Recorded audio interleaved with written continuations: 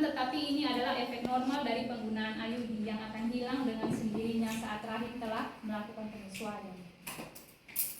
Terus ini juga mitos ada bilang IUD dapat menyebabkan kanker. Tapi faktanya tidak ditemukan data bahwa penggunaan IUD itu menimbulkan kanker.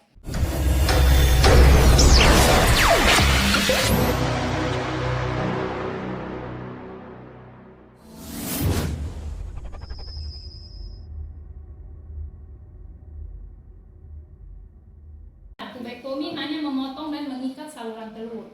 Jadi ibu setiap bulan haid lancar. Kalau angkat rahim berarti tidak haid lagi, tapi yang steril ini setiap bulan haid seperti biasa.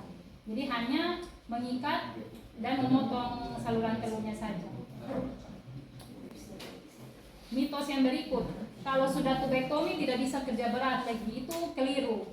Sama seperti pasang implan, paling 1 minggu pertama kan tidak boleh angkat berat dulu kan. Setelah luka kering baru boleh aktivitas seperti biasa. Yang mau tenun silahkan, yang mau urus kebun silahkan. Sama dengan tubektomi juga ini. Saat masa yang butuh untuk istirahat saat masa pemulihan. Jadi setelah operasi 1 minggu begitu ibu beristirahat di rumah. Setelah lukanya kering bisa beraktivitas seperti biasa. Jadi jangan takut kalau sudah ikut steril tidak bisa kerja berat lagi. Itu hanya mitos. Jadi setelah pulih ibu boleh bekerja seperti sedia kala. Nah ini lagi itu KB wanita ya. Ini KB pria.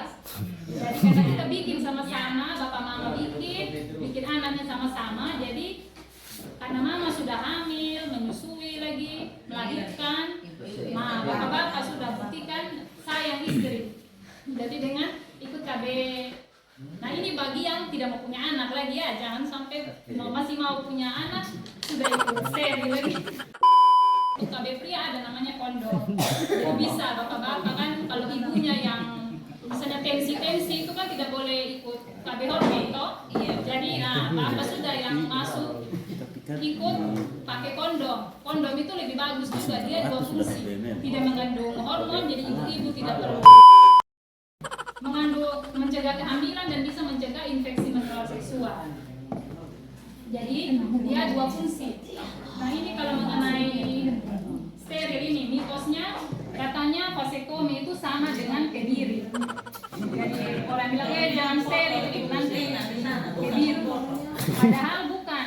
Kalau di vasektomi ini hanya saluran spermanya yang dipotong dan diikat. Jadi spermanya tetap berada di tempatnya, tidak diapa-apain.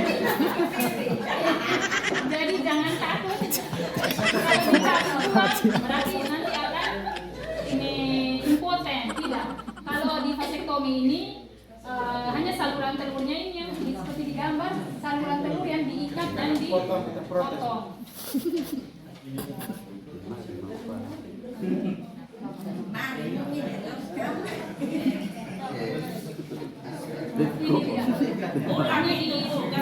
Potong dan diikat. Jadi penutupan saluran sperma kiri dan kanan agar cairan mani yang dikeluarkan saat berhubungan tidak mengandung sperma. Jadi jangan takut juga kalau di vasektomi takutnya nanti pas berhubungan tidak ada cairan yang keluar. Itu salah ya. Dia tetap ada cairan maninya, tapi itu tidak mengandung sel sperma. Jadi tidak bisa untuk membuahi.